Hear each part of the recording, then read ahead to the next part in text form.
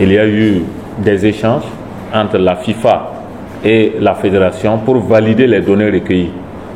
Et par la suite, toute la documentation a été remise et c'est sur cette base que la task force de la Fédération togolaise de football est en train d'élaborer le plan d'action. Mais je pourrais peut-être en parler d'une manière globale, pas vraiment spécifique au Togo. Et de par ma position en tant que consultant technique régional, j'ai voyagé dans de nombreux pays. Il y a beaucoup de pays qui ont fait des efforts avec pour objectif de développer des talents, mais c'est là aussi où nous avons parlé d'expertise. J'ai visité par exemple un pays qui a, je l'ai dit ici, 5 championnats de jeunes au niveau des garçons, entre U12 et U20. Donc ils ont U12, U13, U15, U17, U20. Et chez les filles, vous avez 3 championnats, U15, U17, U20. Ça fait 8 championnats au niveau des jeunes. Donc le but visé par cette fédération, c'est vraiment de développer les talents. Mais à l'analyse, il n'y a pas de développement des talents dans tout ça. Parce que ces 8 compétitions sont des compétitions de masse. Les compétitions de masse, vous avez les bons joueurs et les mauvais joueurs qui sont dedans et qui jouent. Ça, c'est la masse.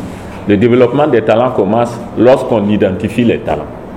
Donc, on les sort de la masse, on les développe, on les entraîne, on leur donne des compétitions adaptées à leur niveau et on essaie de les promouvoir à travers l'excellence, les équipes nationales et autres. Donc le principe du développement des talents, c'est que les talents s'entraînent ensemble, qu'ils soient entraînés par les meilleurs coachs, donc les coachs d'élite, et qu'ils jouent ensemble contre d'autres talents.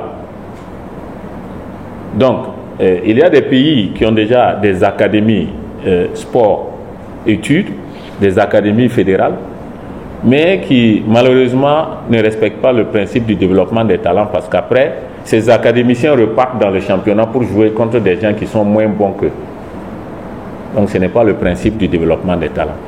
Et ça, on le voit d'une manière générale en Afrique, où on a une académie sport-études d'élite, mais les entraîneurs qui officient dans ces académies n'ont pas le niveau. Ce n'est pas le principe du développement des talents. C'est assez complexe. Et je voudrais profiter pour préciser que quand on parle d'académie, il y a aussi plusieurs niveaux. Voilà. Tout le monde n'est pas obligé d'avoir une académie sport-études comme l'Académie royale marocaine de football, voilà, ou comme Mimo Sifcom. Mais on peut faire du développement des talents avec les moyens à sa disposition. Et donc nous avons échangé au cours de ce séjour avec ces différents concepts.